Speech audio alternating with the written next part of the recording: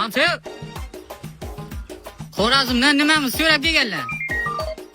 Ya, Xorazmdan nimani qiziqadi deb o'ylamagandim.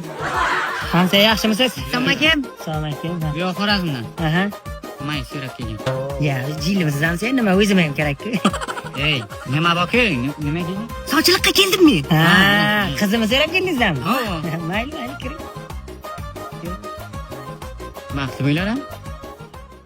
Baqaran. Mana mo'zasiz kim? Ha, meniki. Jannatim otam. Agar qizingiz olsam, siz tashlash mo'zani menga bera olmaysizmi? Zo'rakaning sen. Tez.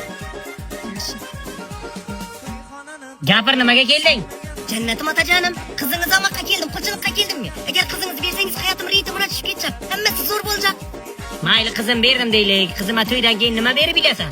Men 33 million kredit olib beraman. Ana, keyin nima bo'ladi? Keyin to'lalmaydi, tayinasinikina kiradi. Do'st, men niyat tushundingiz otajonim. Uyingiz ulla ekan, sizlar bilan yashayacakmiz, shuni aytmoqman men. Menga qarada uka. Hov, Yozda dublanka kiyursan, nimaga? axir hozir ketchaqda Monzada ketaman-ku, konditsionerda shamollab qolmang deyman. Monza saniki emas, meniki-ku. Endi qizingiz olgandan keyin otajonim, seniki meniki bo'lmaydi axir. So'ragan ayb yo'q, o'zi qaysi qizimni yaxshi ko'rasan? Menga umuman farqi yo'q. Sizni qizingiz bo'lsa bo'ldi otajonim. Ha, jiyan tushundim men seni. Senga hech qanday meni qiz bizim kerak emas ekan. Senga meni boyligim kerak, to'g'rimi? Ha?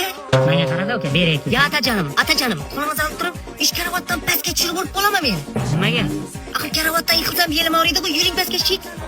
Menga qara ukajonim, qimirdaman hay, men uruyinda xato qilmay hay. To'xtab turing. Yotingmay yotirib urasizmi? Yo, o'zani shuni aytib, o'zim tepaman hay.